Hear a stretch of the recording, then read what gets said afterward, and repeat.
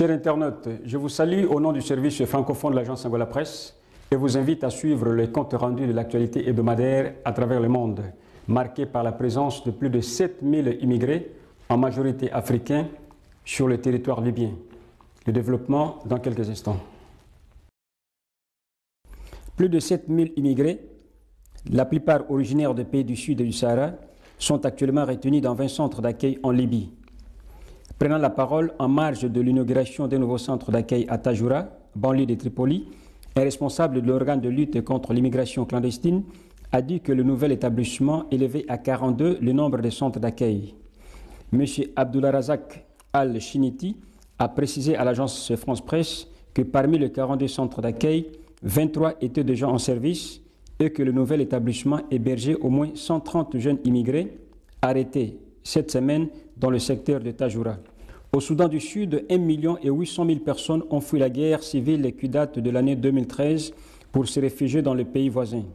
Selon l'UNICEF, cette population, à laquelle s'ajoutent plus d'1 million d'enfants, vit les uns en Éthiopie et les autres au Kenya et en Ouganda.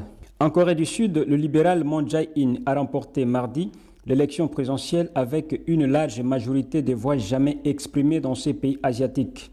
C'est du moins ce qu'ont indiqué le résultat définitif et officiel publié mercredi. Âgé de 62 ans, Moon Jae-in a obtenu 13 042 000 voix, soit 41,08% du suffrage total exprimé, contre 7 085 000 voix, soit 24,03% de voix, arrachées par son principal adversaire, le conservateur Hong Joy-pyo du Parti de la Liberté. Enfin, en France, le président élu Emmanuel Macron souhaite que l'Europe revienne sur les rails d'une façon triomphale et protectrice.